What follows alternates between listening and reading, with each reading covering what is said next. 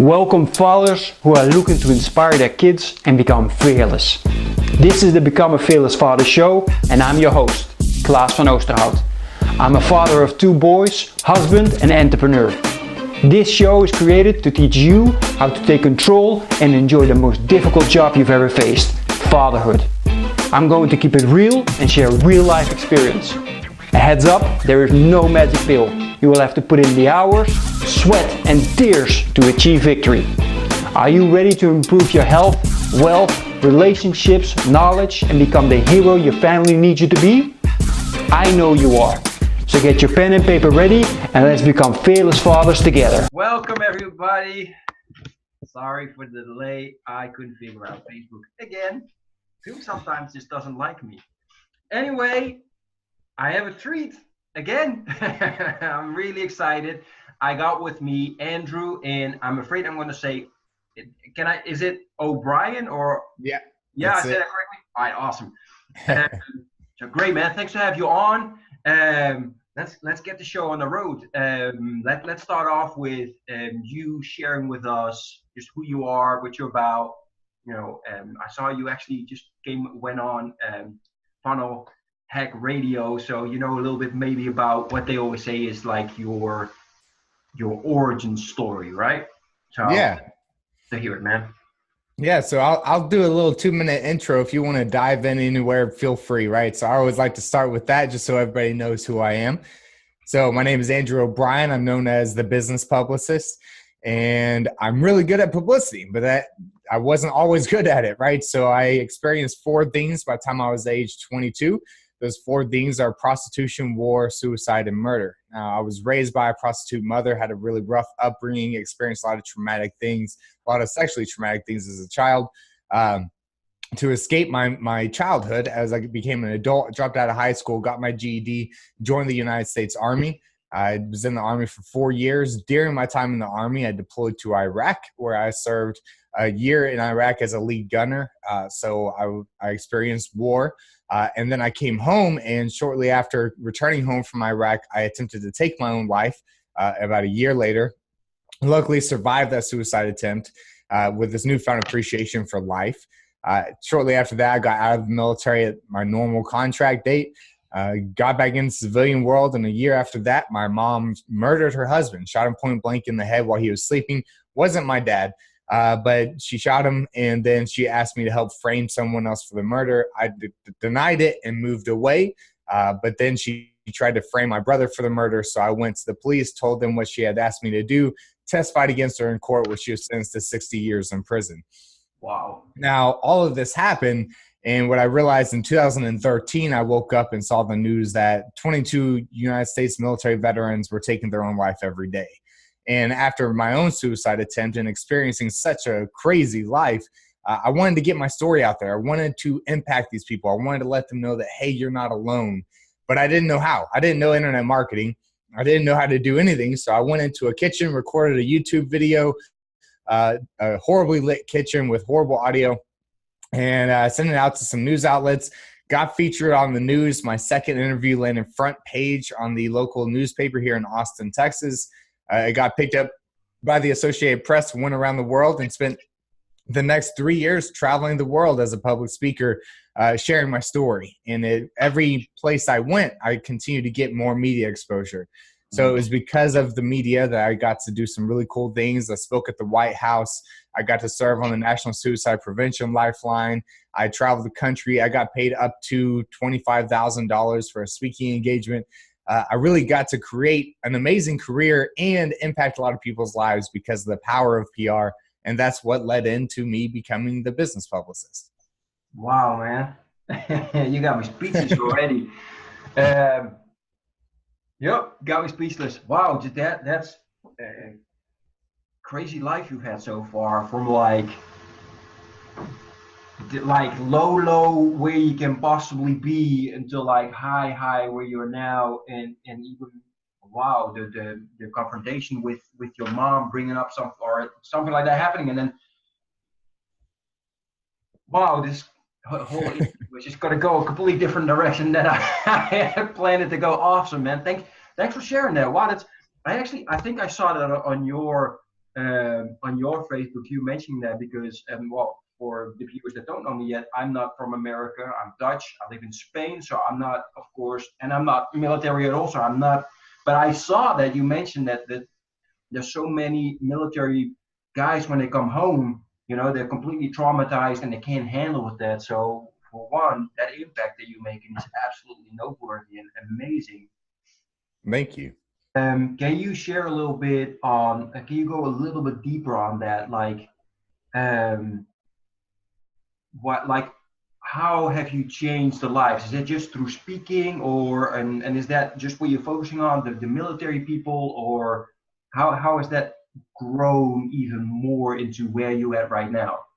Yeah, so I left the space. I did it for 3 years Okay. and really enjoyed it. But at the same time, I'm not a trained psychologist. And so what I learned about myself is I'm a sponge. So I soak up other people's problems instead of being able to deflect it and give them solutions. I would just listen, which is what they needed, right? They just needed someone to listen. They didn't need advice. But it just began to affect me even more. I began taking on other people's problems and feeling like they were my own. And I'm a father, right? I have 3 beautiful children. And at the time I only had 2. And it was impacting me as a dad. I just wasn't able to be there for my family the way I should, because I didn't know how to not absorb other people's problems. So that's why I left out of that world. I made some great impact. I did some great things. I spoke to thousands and thousands of troops around the world and saved hundreds of lives just by sharing my story, just by being transparent, just by saying what I just said at the beginning of this interview, because everybody hides that stuff, right? So I got to do some great things, but I left that space. That's amazing, man. Can we as entrepreneur dads take from that? Because most of us are afraid, right? And if I listen to you and the stories that you share, that's just wow. Is that what we need to do as entrepreneur dads to make sure that we share our story? Because even if we are afraid, because how do you handle that? Let's start with that. How did you handle that? Because were you afraid at the beginning, or were you always like a little conflicted there of, what do I share, what don't I share? How does Yeah, that I come mean, out? I think that's something we all have a fear of, right? Every human being has a fear of judgment. We don't like feeling judged. We don't like feeling unaccepted. We don't like feeling embarrassed. And those are feelings that come from being fully transparent in your stories, because we all have stories that embarrass us, that make us feel weak, that we try to hide from other people.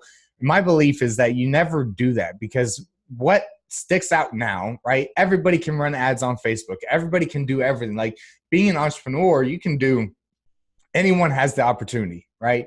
So the one way to stand out now amongst all the noise is to tell the truth, is to share the stories that, and I always say it this way: if your story doesn't scare you to share it, it's not powerful enough, because you really want to share something that makes your stomach turn into knots.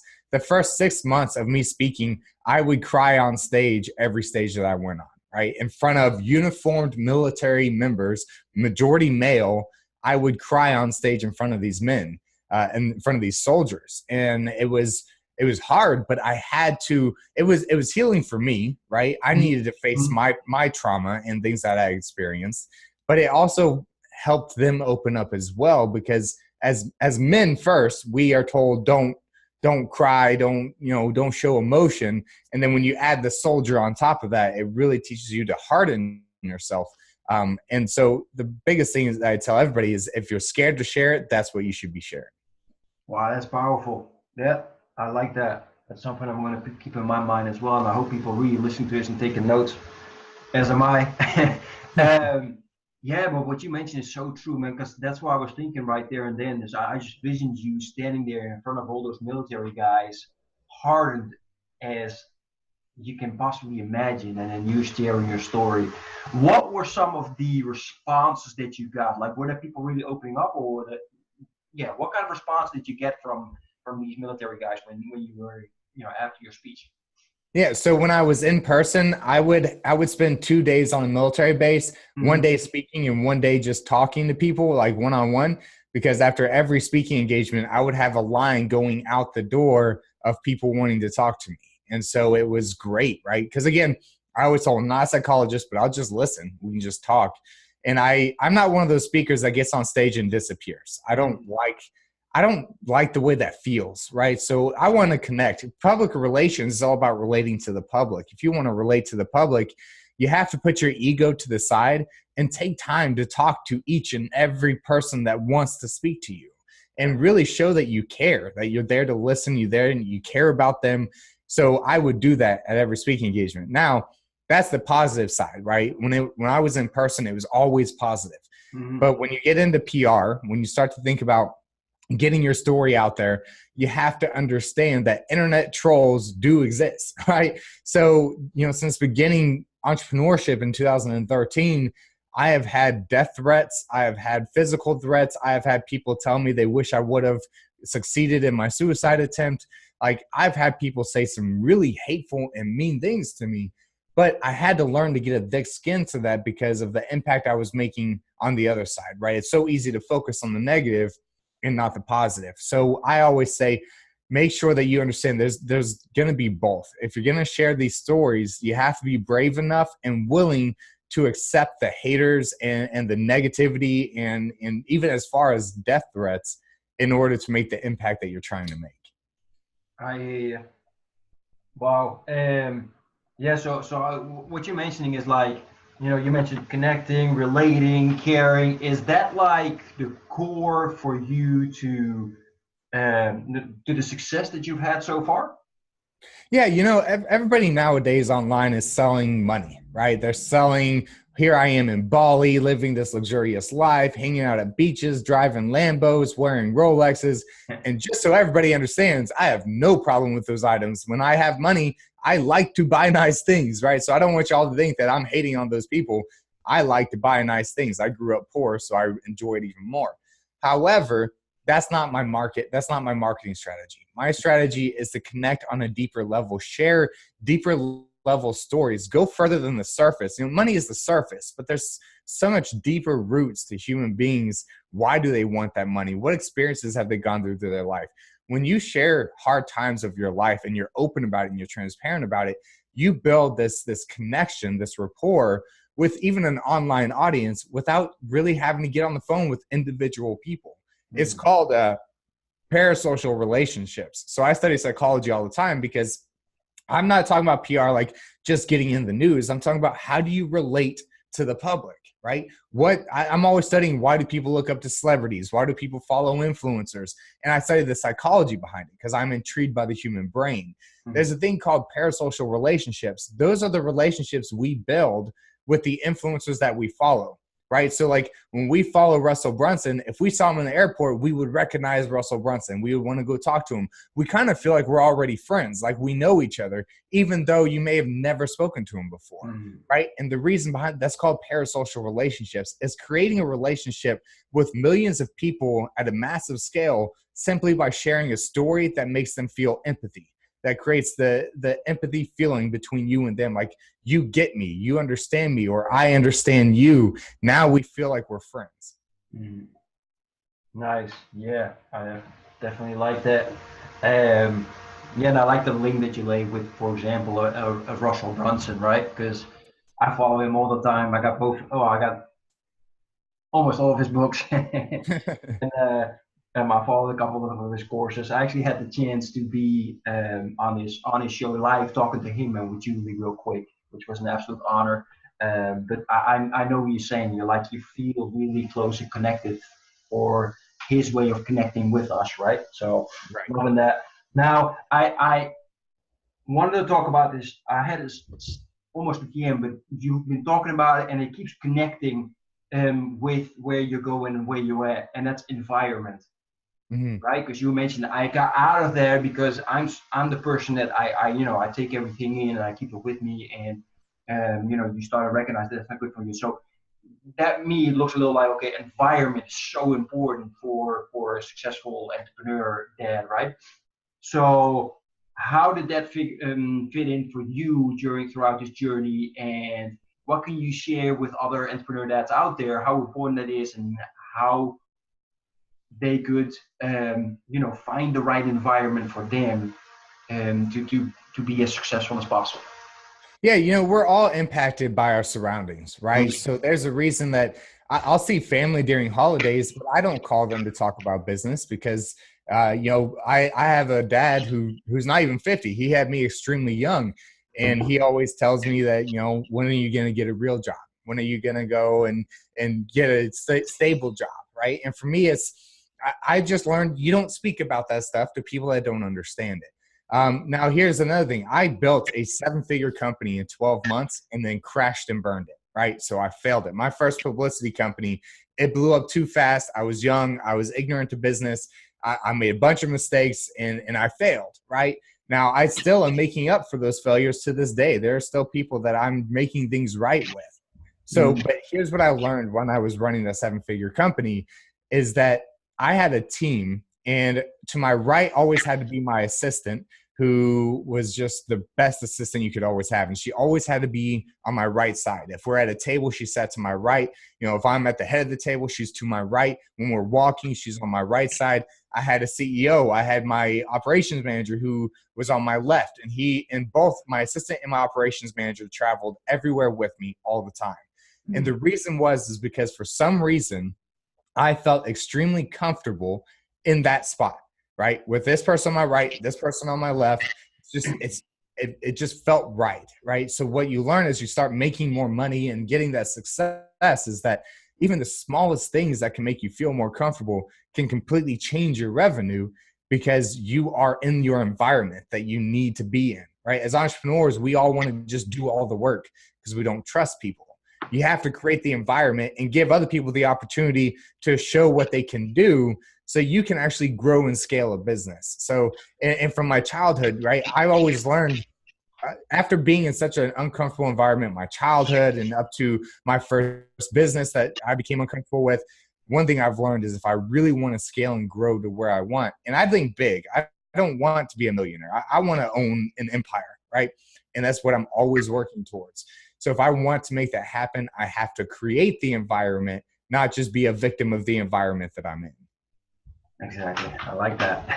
Thanks for sharing that. So, hey, sorry for the interruption. I know you're really enjoying the show.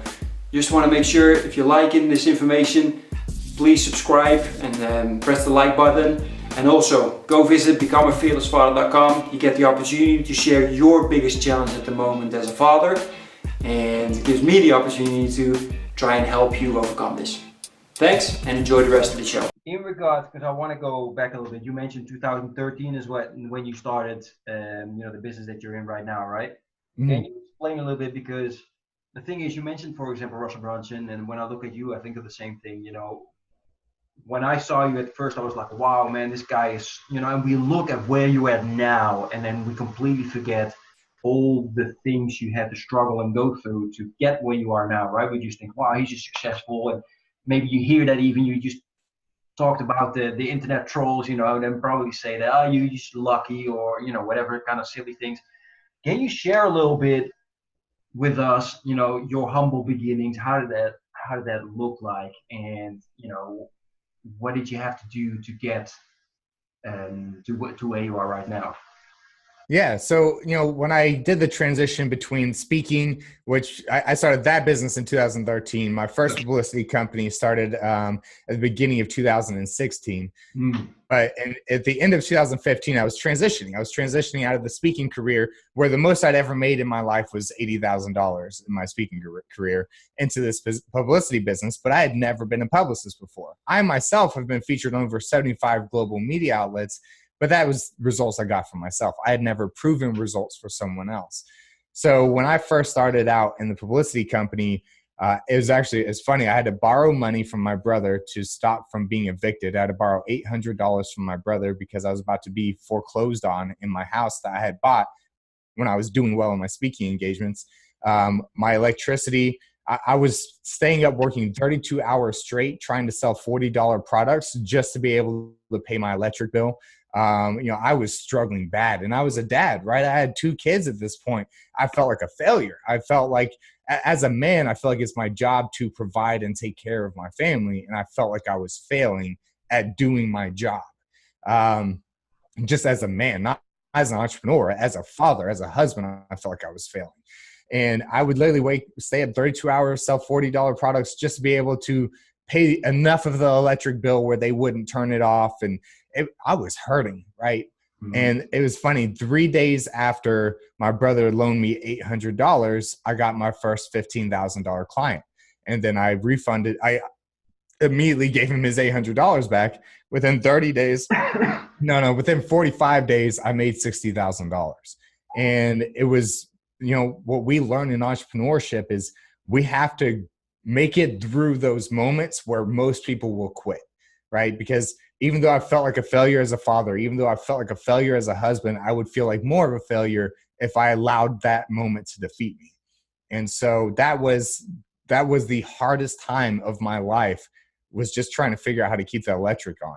And then realizing that if I kept pushing, kept trying, and not doing the same thing over again, right? But learning, okay, what am I doing wrong? Fix that. And then next thing you know, everything's okay. Nice. I appreciate you sharing that. So then my next question is, what does the word success mean to you?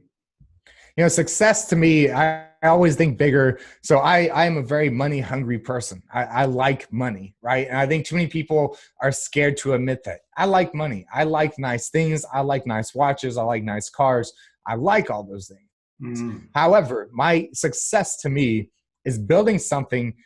I believe there's a Hispanic culture that believes that you go through 3 deaths, and your final death is actually when the last time that your name is spoken. And that is a belief system that I have. I don't believe that I will truly die until the last time that my name is spoken. So for me, it's all about legacy.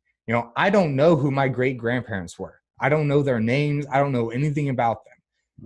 I want my name to become such a big name within my family that, even when I'm gone for a long, long time, that my name is still spoken in my family because I created something for them to be proud of, for them to continue to pass down, for some kind of empire that could really, take care of multi-generational, not just my next generation.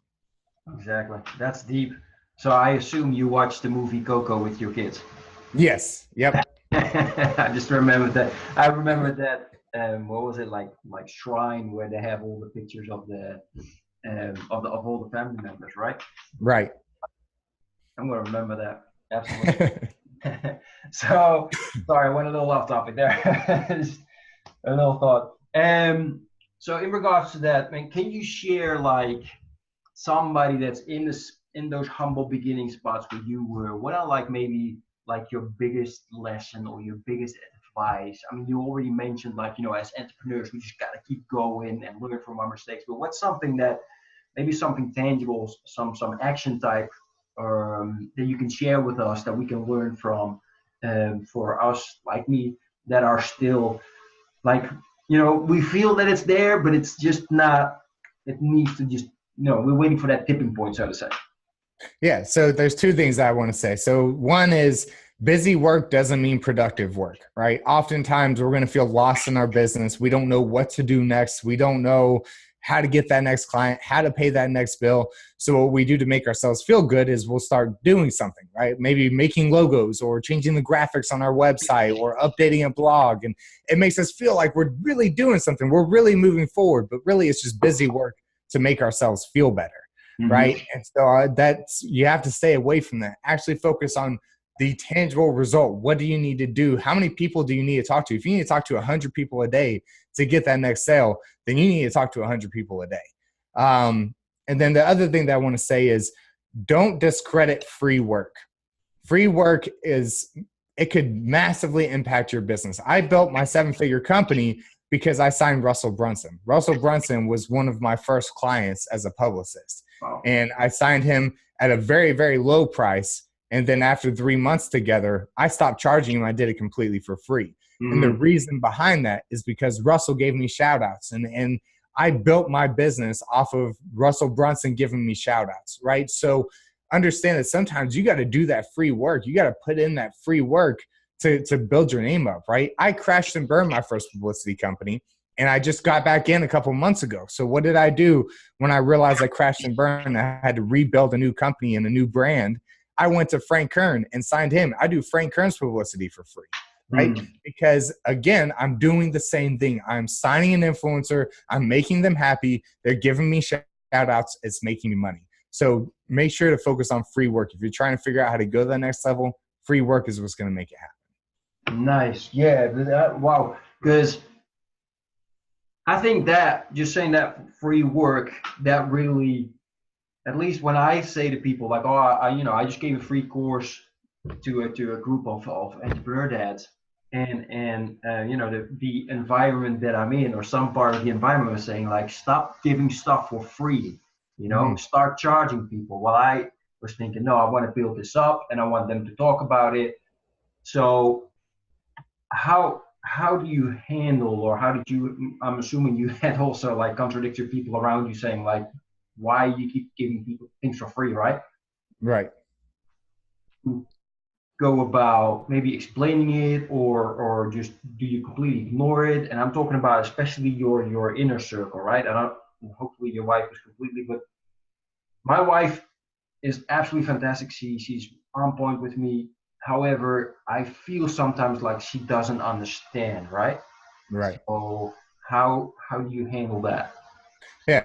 One thing is our wives are never going to understand, right? Especially if you marry someone that is not an entrepreneur, right? It's like I said, there's just I don't talk to my wife about business except, when we make good money. I'll tell her that just so she'll be happy, right? But other than that, I don't go home and talk about my business because I know she doesn't care, and I'm not offended by that. She's just not an entrepreneur. It's not her thing, right?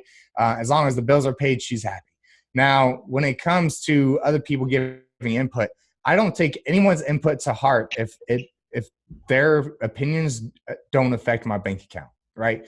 Because if it's just a friend saying, hey, you should do this, I don't care what you're saying, because you're not the one that has to feed my kids and my wife and pays my bills and all that, right? So, and a big thing for me is, especially when it comes to information products, because what we're talking about is information products. Obviously, if you're in a physical product space, you can't just be going and giving away physical products all the time, because that costs money.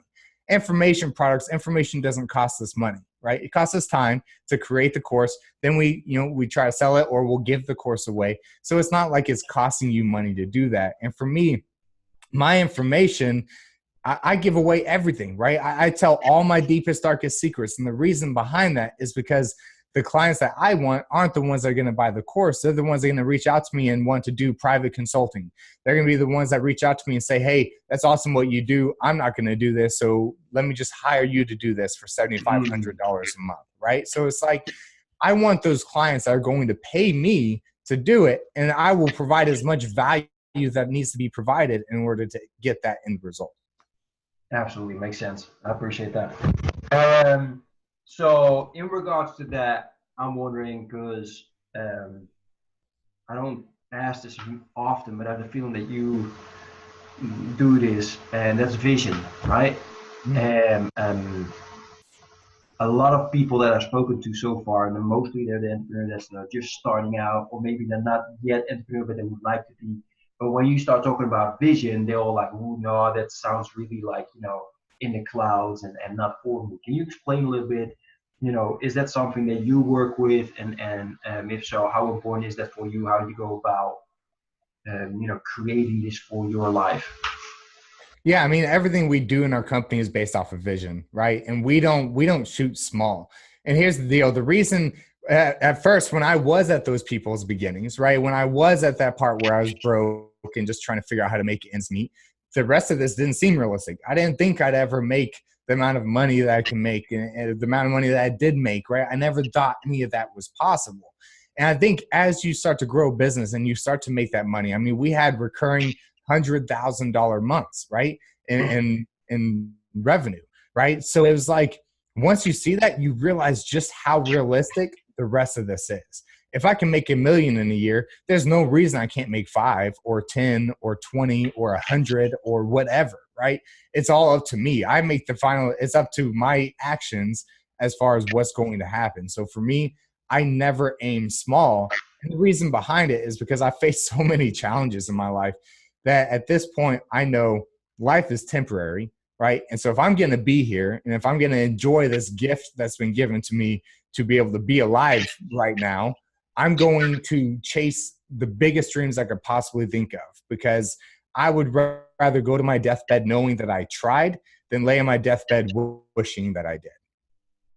Nice. Again, deep. I like where this conversation is going. Thanks, man. I really appreciate that. I have difficulty sometimes with sharing these kind of things, right? Because I am where, I'm at those humble beginnings. So it's like, yeah, I'm doing this and I'm thinking about this, but I'm not there yet. So I can't really show like, okay, this is where I am. I just can show the difference between where I was a year ago, right? So, right. So in regards to that, man, I'm just wondering because one of the things that I'm trying to help entrepreneur dads with, and what they're struggling with, is like you have a huge passion, right? You have this vision, you want to make a huge impact and you create a legacy. However, at the same time, you have your wife that you want to spend time with as well. Of course, you have 3 kids, so that requires a lot of time as well. You want to take care of yourself, train, etc., and all those kind of good things. So the danger in that lies that we focus completely on our business and everything else gets skipped a little bit. How is that something that you struggled with? And if not, then what's your secret that you made sure that everything worked out and everything was nicely balanced? Is that possible even? Right. So I'm going to say an answer that most people would not be willing to say. So you'll hear 2 sides of this. One will say, hustle your life away, work your life away, and all that. Another side will say, just spend more time with your family and 4-hour work week and all that.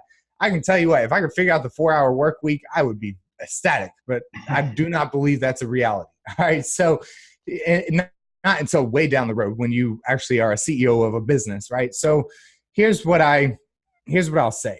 When you are broke and struggling to make ends meet, you are going to have to sacrifice that time away from your family, because I believe as men, we have primal instincts. Our instinct is to hunt and feed our family. If that means that we need to be away from them to make that happen, then that's what has to happen, right? Now, that's while you're struggling to just get the electricity bill paid. When you're getting to that point to where you're at least comfortable, right? Comfortable just means that you can pay the bills and maybe go out to eat once a month without having to check the bank account. Then when you get to that moment, here's what I've learned, and I still work a lot. I work, 16, 18-hour days at times. Here's something I've learned about work-life balance. It's not about the quantity of time that I spend with my kids. It's about the quality, right? So it doesn't matter if I'm with them for 10 hours or 2 hours. What matters is what's happening in that time. 10 hours with my kids, they'll be playing their tablets, they'll be doing this. I mean, we're not really spending 10 hours in a day together, right? So whenever I am home, I just make sure it's actual quality time with my children, quality time with my wife. We stay up late past when the kids go to bed and we watch TV shows together. We'll have conversations, maybe have a beer together. So it's just the quality of time, right? I think too many get too caught up in the quantity. Like, oh, I need to spend a minimum of, 10 hours here or whatever. For me, it's the kids don't care how much time. They just care that at least every day at some point they get to spend time with you without your face in your phone, without your computer up, without them on their tablets. Like yesterday I came home and my son wanted to hit a balloon back and forth. So for like an hour, we're just hitting a balloon at each other, right? And it's quality time. There's no electronics. I'm not checking my emails. My phone is put away. But then, after that, I'm going to go and respond to some emails. I'm going to take some calls. I'm going to, make some notes. So I think that's what's important.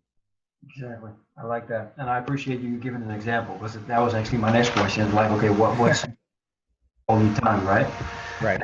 So I like that. And also, like you mentioned, like all the electronics go away and then we do something that actually, doesn't involve watching TV or nothing wrong with that, but it's just, making that deeper connection, right? I like that. Right. And I'm assuming that when you mentioned you drinking a beer, you mentioned with your wife.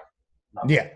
Okay, just checking. Yeah, my kids are a little too young for that. No. That's I saw that in the pictures, but just making sure, I'm still trying to figure that part out. It's like mine are 3 and 5, but I'm already thinking like, oh gosh, I know how I was when I was younger, starting to drink and stuff.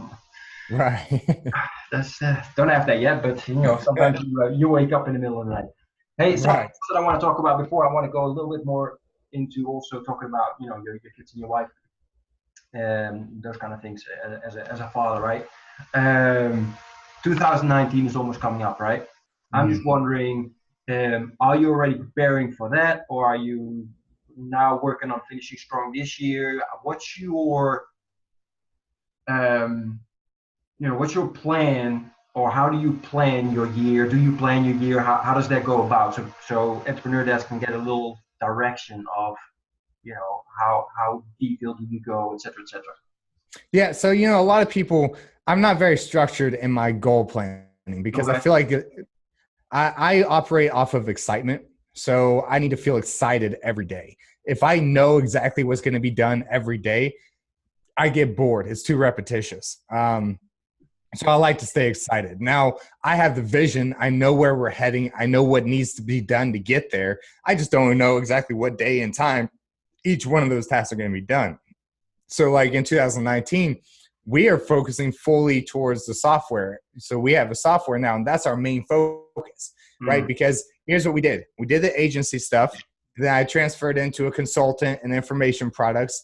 And now we're transferring into software. I still have the agency side, but our focus is on that software because what we go through evolutions as an entrepreneur, from the broke guy, trying to figure out how to pay the electric bill, to the guy that's done well, and not even as well as he could. We go through these evolutions, and what we realize through each evolution is that there's the next thing. And the next thing for me is software, right? Because when I failed and crashed my business, I could have ended up selling it, but it was all attached to my name. And what that meant is I had no exit. There was no way for me to exit my company because it was attached to me. And so I think long term, if for any reason I wanted to exit, could I? And right now in my business, I can't. With the software, you can, because it's not attached to your name. You're just the CEO. So that's our main goal for 2019. I'm going to build out the software, get a bunch more users in there, and I'm going to become the most well-connected business publicist to ever exist. Nice. I like that. I like you mentioned that real quick in there, because that's again part of that vision, right? That you have that in you, and I think we all should, as entrepreneurs, or in what I focus on, entrepreneur dads. Excuse me. So I appreciate you sharing that, because I'm with a mentor, and he's really on building the plan for the whole year, and then the quarter, and the month, and the week, and even the daily planning and stuff like that. I'm the kind of person, I like that at the moment. It really helps me. However, I'm also like, I want to continuously learn from others, and find out what, how they do it and stuff like that. And talking about that, and just mentioning, I got a mentor. What's your philosophy on having a mentor, or a coach? So the reason that my 7-figure business crashed is because I didn't have one. I decided in my life, I've always had to do things the hard way. So I decided I'm going to figure this out on my own, trial by fire. It really led into some reputation damage, some really big problems, because I didn't do that, because I wanted to figure it out on my own. So my biggest thing I'll tell everybody after crashing a 7-figure company is you need one. You need a mentor, you need a coach, you need someone that's really good in business, right? I didn't have that. And that was my biggest mistake that I made, was because I had to try and figure it out all on my own. I didn't read any books. I didn't follow any people. I just let my ego take over and say, I'm going to do this all by myself. Exactly. May I have saying that, I assume now you do have a mentor, or maybe even more. How does that? I have a business partner who is much more structured and educated than I am. He has 2 master's degrees. So for me, what I've learned is I don't like learning new things that I don't want to learn. Instead, I partnered with a guy that's really good at this. So now it's no longer my responsibility. So I can't screw it all up again. Exactly. So what you mentioned there as well is that try to find what you do not like to learn, do not like to do, and try to find like the correct people around you to make sure that you can continue to grow. I like that. I'm really struggling, for example, with copywriting, right?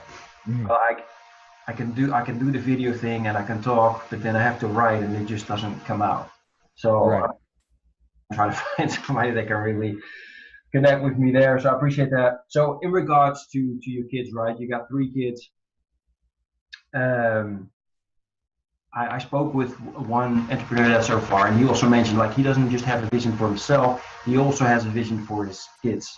Hmm. And I'm just wondering, is that something that you have as well, or how you go about being what I call, the super dad, the superhero for your kids? What's your Yeah.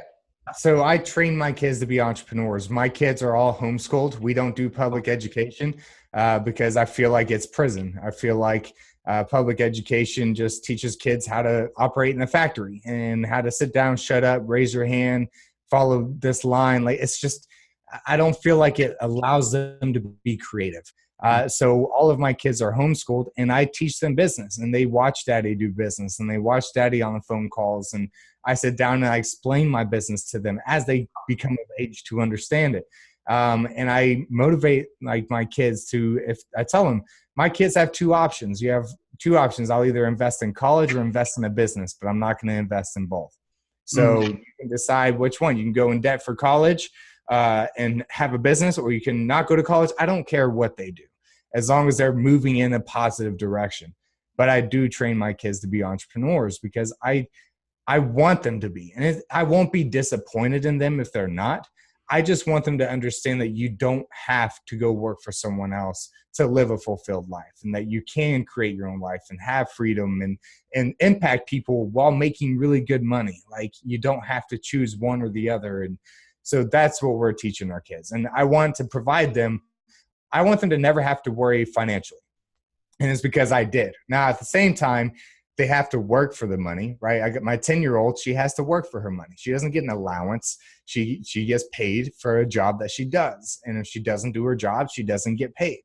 And, I take a certain percentage and I put it into a savings account. I am her IRS, right? And that goes into a savings account. So that's what we do for our kids, is really motivate them to want to start their own business and make sure that, they don't have to worry about how to pay for books for college or have to work and go to college at the same time. Like you can choose to focus on one or the other.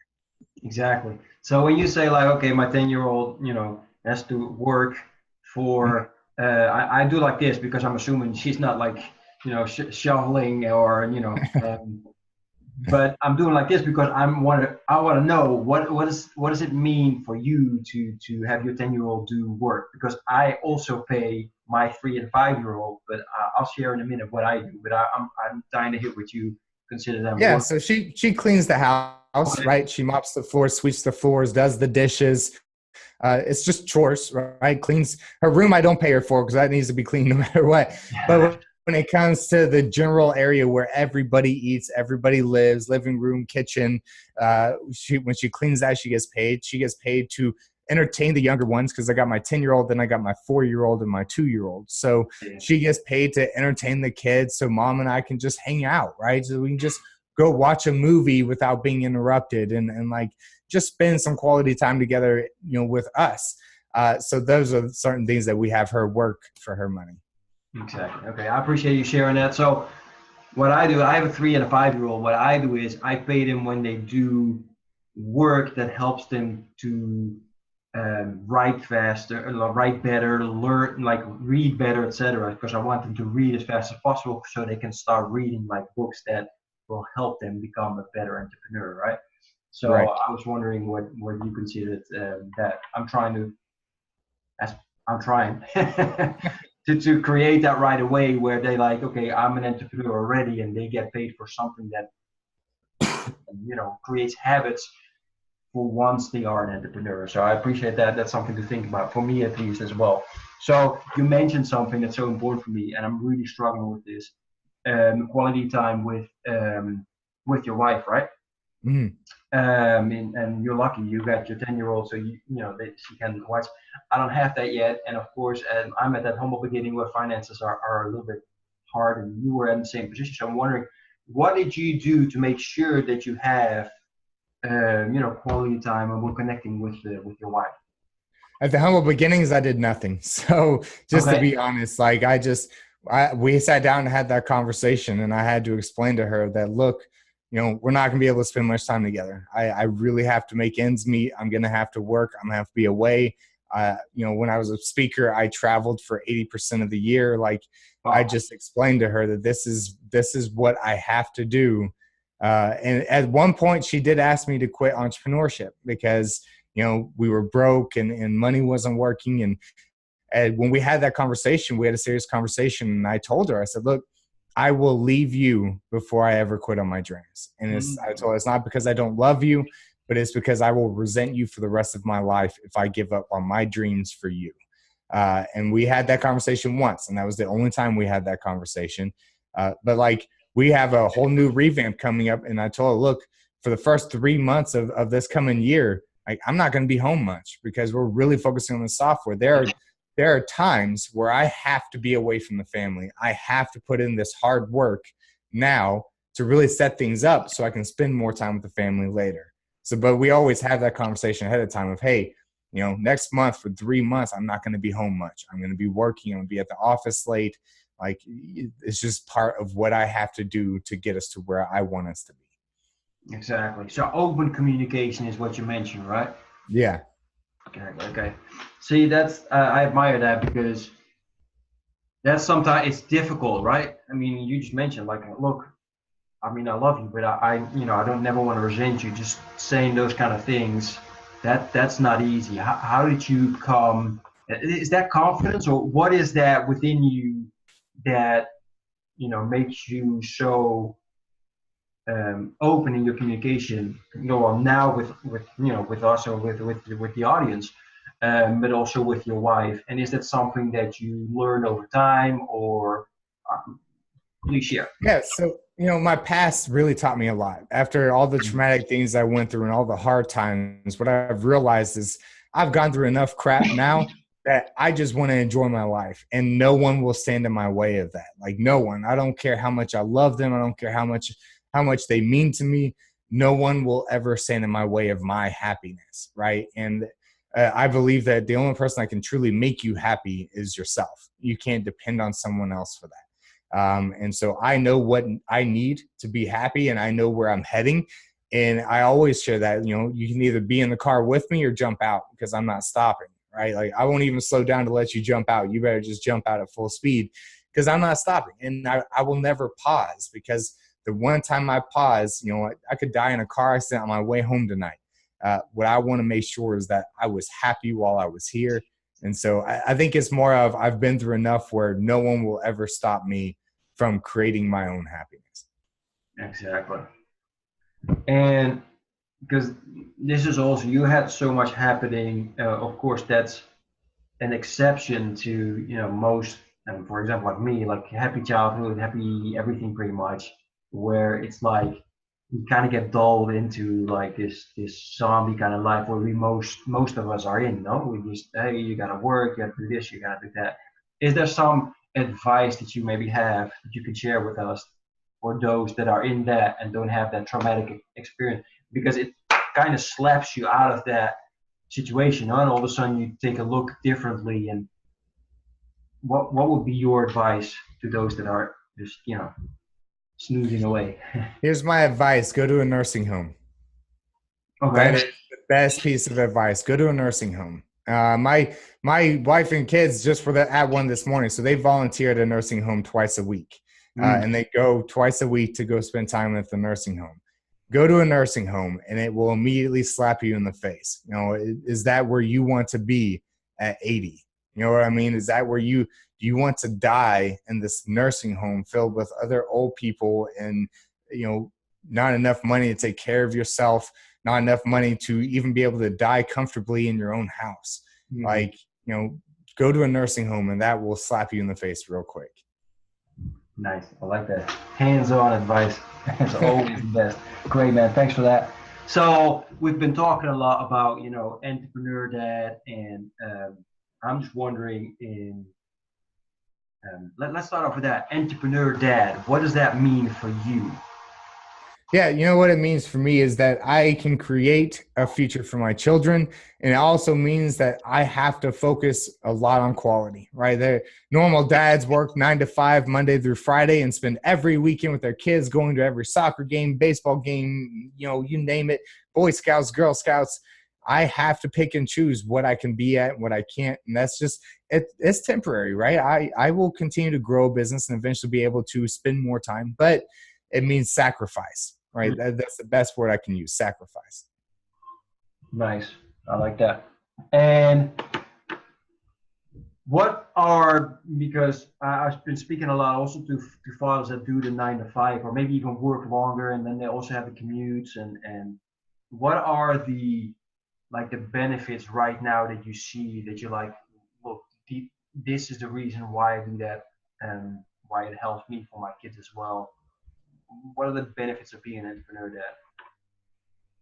It's funny that I can name a lot of cons, but the pros are a little bit more challenging. There's a lot of hard things that comes along with it, right? And I think entrepreneurship is over romanticized because everybody sells the luxurious life and the beaches and the nice cars, and you don't realize that there are days where suicide does come across your mind, right? And it's not because you really want to kill yourself. You feel like a failure. Right. And there's just days that those thoughts will cross your mind. You won't take action on them, but they do come across your mind.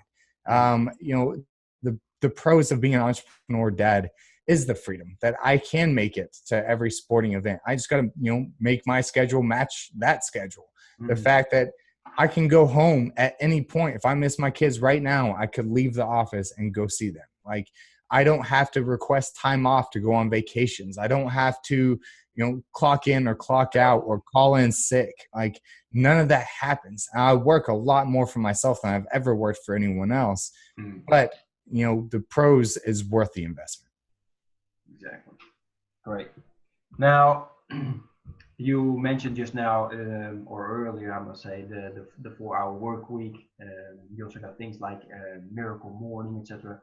I'm really focused at the moment on helping entrepreneurs that's creating a morning routine where it really helps them. And especially because, as fathers and entrepreneurs, you just never know what's going to happen, right? With your kids. They might wake up all of a sudden while you're doing your stuff. I'm just wondering, do you have a morning routine? And if so, what does that look like? What's important for you, etc.? Yeah, you know what? To be honest, I just don't. I have my morning routine is we wake up whenever we wake up. So our kids go to sleep late, like 10, 11 at night. Okay. And it's because my wife does rodeo. And so with the rodeo, you have to get used to late nights. And so we just have them on that schedule. Now, we go to sleep late. We wake up whenever we wake up, right? I don't have to wake up at 5 o'clock in the morning. I don't believe in that hippie stuff. Like, I'm going to wake up whenever I feel like waking up because my brain is used so much during the day. I don't want to wake up at 5 o'clock in the morning. So we wake up around 8 or 9 in the morning, sometimes 6. It just depends. But we wake up slowly. My kids cuddle on me. We get out of bed whenever the kids decide that we're getting out of bed.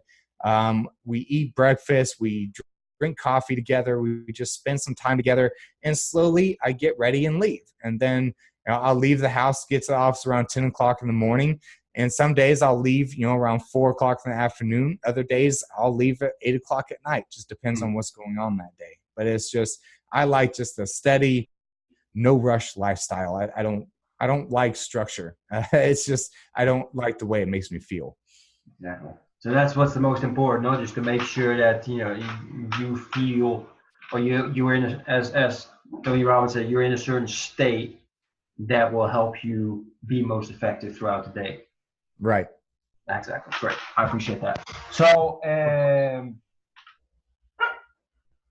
sorry. Oh, you're okay. But the door closed and the dogs are outside barking because they don't like to be alone. Yeah, in regards to, because you also mentioned reading is important. And I just had this one extra question because we've talked so much, and I really appreciate all the answers you've given so far. Just one thing, you're going on vacation, you could take one book with you. Which book would you read? Which book would you take with you? Expert Secrets. Expert Secrets is by far one of my favorite books I've ever read, right? And I don't become like super fans. I mean, Russell was a client of mine, but that book is so well written and so unique and really actionable. Expert Secrets is by far my favorite book. Awesome. I appreciate that. I smile immediately because it's the book that I just ordered 3 weeks ago. Or actually came in 2 weeks ago. So still gotta read it, but I'm dying to read it. That's great. So and to finish off, it's almost 9 o'clock here. Can you people that want to know even more from you? I mean, I've learned so much from you, but people that want to follow you, etc. How can they get in touch with you, stay in touch with you, etc.? Yeah, you can find me at businesspublicist.com, and we're on all social platforms at Business Publicist. We keep it simple. And that's the best way to go. Awesome. So again, man, thanks so much for being on. And your answers were like really deep, and I like that. And yeah, what you mentioned before, you practice what you preach. Like you mentioned, like authenticity, honesty is so important, and you really shared that. I really felt that, so I really appreciate that. And I hope the people that were watching as well. Best of luck with the software. When is it launching? Because It's already launched, so you can go see it at leveragedinfluence.com/app. Awesome. All right, great. So thanks again, and I wish everybody a great rest of the day, and we'll stay in touch. All right, thank you. All right, bye-bye. Bye. Are you still meeting up with your friends now that you're a father? Kids making you stress out. You got no time for yourself to work out, read, or relax. Can you still remember the time you were hanging out with your friends, feeling energetic, happy, and confident? Spending time together and talking about your life and your crazy dreams. You're feeling alone now, don't you? No one to share your challenges with, and you're just running around from one storm into the next. Well, it's time to change this now. Join me and the Brotherhood of Fearless Fathers to speak on a weekly basis with like-minded dads to crush your challenges, face your fears with determination, be held accountable, and regain control of your life. If you want to become the hero your family needs you to be, then go to becomeafearlessfather.com/brotherhood. I'm looking forward to seeing you on one of our next calls.